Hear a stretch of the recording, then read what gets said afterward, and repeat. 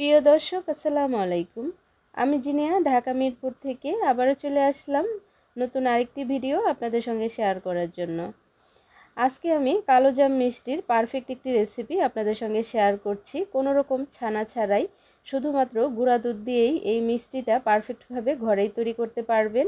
বাচ্চারা অনেক সময় বায়না ধরে মিষ্টি খাবে, তখন বাহির থেকে নিয়ে আসা সম্ভব হয়ে ওঠে না।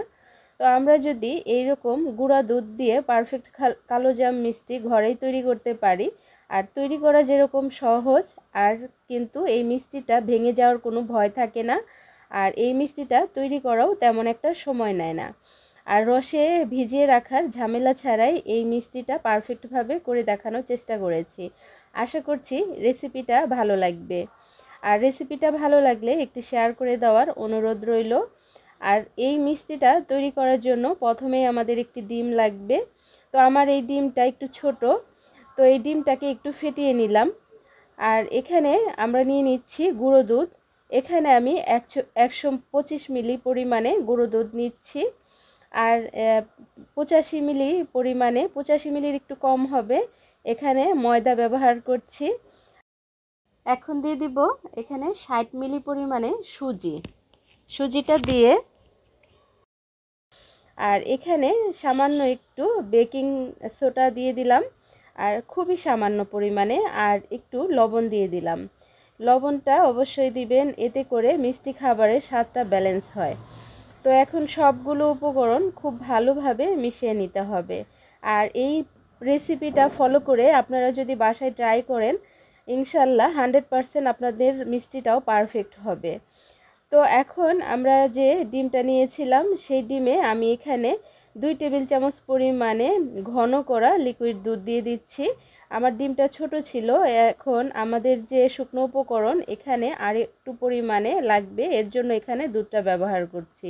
আপনাদের ডিমটা যদি একটু বড় সাইজের হয়, তাহলে একটি ডিম দিয়ে এই ডোটা সুন্দরভাবে তৈরি করে নিতে পারবেন, তখন আর এই দুধটা দেওয়ার কোনো প্রয়োজন হবে না। তো এখানে এখন 2 চা চামচ পরিমাণে আমি ঘি দিয়ে দিচ্ছি, একদম ভরে ভরে দিয়ে দিচ্ছি। আর এই ঘিটা দিয়ে খুব ভালো করে এই আমাদের গুঁড়ো দুধ ময়দার মিশ্রণটা এটার সঙ্গে মিশিয়ে নিতে হবে। আর এই যে খুব ভালো করে কিন্তু মিশিয়ে নেওয়া হয়ে গেছে। ঘিটা দেওয়ার কারণে সুন্দর একটা ফ্লেভার আসবে। এখানে কোনো রকম এলাচের গুঁড়া ব্যবহার করছি না আমি। আর এখানে ওই যে আমরা যে আগের থেকে ডিমটা ফেটিয়ে রেখেছিলাম, সেই ডিমটা আমি 2 বারে দিয়ে খুব ভালোভাবে এই একটা সুন্দর নরম ডো তৈরি করে নিব। যেহেতু এটা গুঁড়া দুধ, সেহেতু আমরা একটা নরম ডো তৈরি করব।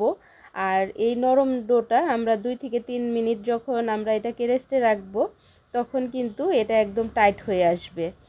তো এর জন্য এই গুঁড়ো দুধের যে আমরা ডোটা, মিষ্টির ডোটা তৈরি করব, সেই ডোটা একদমই হার্ড করা যাবে না। এতে করে মিষ্টিটা যখন আমরা তৈরি করব তখন ফেটে যাবে, আর ভাজার সময় মিষ্টিগুলো ভেঙে যাবে।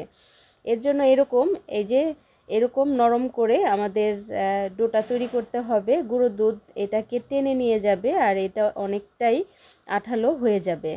তো এটাকে খুব ভালো করে আমি মেখে নিচ্ছি মিশ্রণটা। আর এখন এই মিশ্রণটাকে আমি 3-4 মিনিটের জন্য রেখে দিচ্ছি। জাস্ট আমি হাতটা ধুয়ে ফিরে আসছি। আর বন্ধুরা, রেসিপি ফলো করতে হলে, যদি বাসায় ট্রাই করতে হয়, অবশ্যই A to Z ফলো করতে হয়। A to Z ফলো না করলে কখনোই আপনার রেসিপিটা পারফেক্ট হবে না। এর জন্য ভিডিওটি স্কিপ না করে অবশ্যই কন্টিনিউ করবেন। তো এখানে আমাদের 4 মিনিট পর আমি ফিরে আসলাম। আর আমি যতটুকু আকারে মিষ্টিটা তৈরি করব, সেই আকারে আমি এরকম নিয়ে আমি মিষ্টিগুলো তৈরি করে নিচ্ছি। আমি এখানে লম্বাটে শেপ, ল্যাংচা মিষ্টি বা কালোজামের মতো একটা শেপ দিয়ে নিচ্ছি। আপনারা আপনাদের পছন্দর মতো আপনারা কিন্তু এই শেপটা দিয়ে নিতে পারবেন, গোল লম্বা যে কোনো সাইজ করে, যে যেরকম পছন্দ করেন ঠিক সেই রকমভাবে। আর এখানে আমি কিন্তু হাতে ঘি লাগিয়ে নিয়েছি, এর কারণে এই মিষ্টিটা যখন আমরা বানিয়ে একটা সাইডে রাখছি, তখন কিন্তু প্লেটে বা যে সার্ভিং ডিশে আমরা রাখছি সেখানে লেগে যাবে না, আর হাতেও কিন্তু লেগে যাবে না। আর মিষ্টির সাইজগুলো যদি একদমই পারফেক্ট এক সম পরিমাণে আপনার না হয়, সেক্ষেত্রে কিন্তু যে কোনো মেজারমেন্ট 1 চা চামচ পরিমাণ বা যে কোনো একটা মেজারমেন্টের কাপ দিয়ে বা চামচ দিয়ে আপনারা এটাকে মেপে মেপে করতে পারেন। সেক্ষেত্রে কিন্তু সবগুলো মিষ্টি আপনার এক সম পরিমাণে হবে আর পারফেক্টও হবে। আর এই মিষ্টিটা তৈরি করতে গেলে অবশ্যই খেয়াল রাখতে হবে এখানে যেন কোনো ফাটা ফাটা ভাব না থাকে, একদমই সুন্দরভাবে মিষ্টিটা আপনারা তৈরি করে নেবেন। আর এখানে আমি আগে চুলায় তেল দিয়ে দিয়েছিলাম, তেলটা আমার একদমই হিট হয়নি। তেল দেওয়ার আমি 2 মিনিট পরেই কিন্তু মিষ্টিগুলো দিয়ে দিচ্ছি। আর আমার চুলাটা কিন্তু একদমই লো হিটে আছে। আর এই মিষ্টিটা আপনারা ভাজতে গেলে অবশ্যই কিন্তু লো হিটে করে ভাজবেন।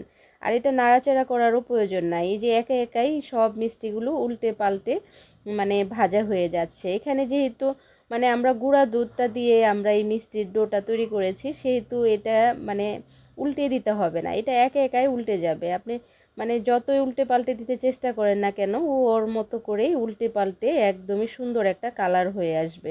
তবুও আমি হাতে একটা ছুরি দিয়ে আমি এইভাবে নাইফটা দিয়ে এরকমভাবে উল্টে একটু চেষ্টা করছি, কিন্তু এই যে দেখেন ওরা যেভাবে শেপ নিবে ঠিক সেইভাবেই ওরা উল্টে পাল্টে ভাজা হয়ে যাবে। তো আমি এটাকে একদমই কালো রঙের করব না, এটা একটু লালচে ভাব থাকবে।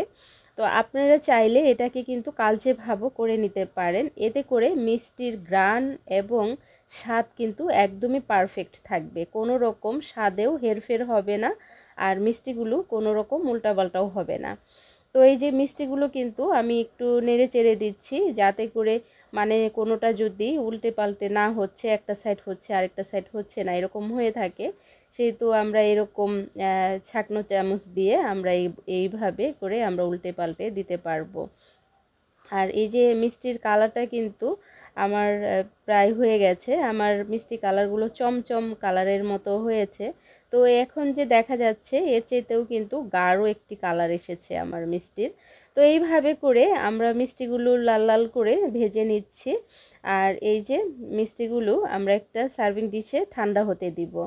আর এই মিষ্টিটা কোনো প্রকারই কিন্তু গরম অবস্থাতে গরম শিরায় দিয়ে দেওয়া যাবে না, এটাকে ঠান্ডা করে মিষ্টিটাকে ঠান্ডা করে তারপরে শিরায় ডুবাতে হবে।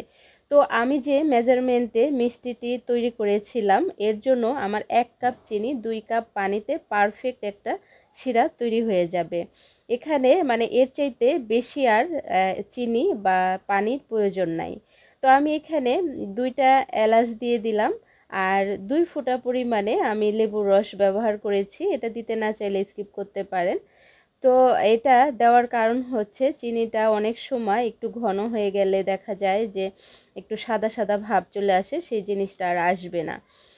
তো এই শিরাটা কিন্তু এই পুরাটাই আমার এই মিষ্টিতে টেনে নিবে।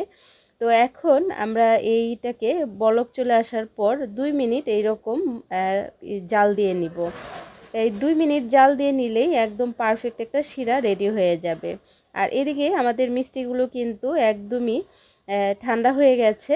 আর এই অবস্থায় এখন আমরা এই চিনির শিরায় মিষ্টিটা দিয়ে দিব। আর মিষ্টিগুলো দিয়ে এটাকে কিন্তু বেশি সময় রান্না করতে হবে না।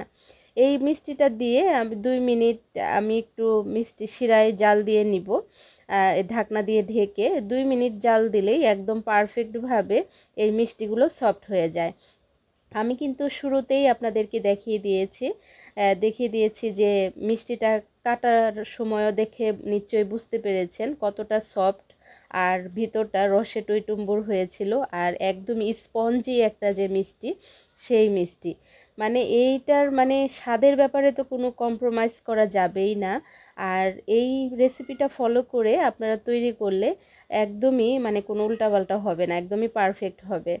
তো এই যে দেখেন আমি এটাকে 2 মিনিট জাল দিয়েছিলাম ঢাকনা দিয়ে ঢেকে, তারপর চুলাটা বন্ধ করে 2 মিনিট চুলার উপরে রেখে এটাকে সাইডে 15 মিনিটের জন্য রেখে দিয়েছিলাম। তো 15 মিনিটে শিরাগুলা একদম মানে টেনে ওরা ডুবে টইটুম্বুর হয়ে গেছে আর সবটুক শিরাই কিন্তু ওরা টেনে নিচ্ছে, এখানে কিন্তু এক্সট্রা কোনো আর শিরা নাই। এখন এটাকে আমরা ঠান্ডা করে নিব। আর একটু কেটে দেখিয়ে দিচ্ছি, এই যে দেখেন ভিতরটা কতটা স্পঞ্জি আর বাহিরের কালারটা যা জোস একটা কালার এসেছে, এই যে দেখেন কতটা সুন্দর একটি কালার এসেছে। একদম দোকানের চাইতেও পারফেক্ট একটা কালোজাম মিষ্টি আপনারা খুব সহজে ঘরেই কিন্তু তৈরি করে নিতে পারবেন। তো হয়ে গেল আমাদের পারফেক্ট গুঁড়ো দুধের কালোজাম মিষ্টি। তো বন্ধুরা, আমার চ্যানেলে যারা নতুন বন্ধু হয়ে আসছেন তাদেরকে অসংখ্য ধন্যবাদ জানাচ্ছি। আর 24 ঘন্টা অপেক্ষা করবেন, 24 ঘন্টা পর আমিও আসব আপনাদের চ্যানেলটিকে ভিজিট করে আপনাদের পরিবারের সদস্য হয়ে যাওয়ার জন্য। তো ভালো থাকবেন। আল্লাহ হাফেজ। আসসালামু আলাইকুম।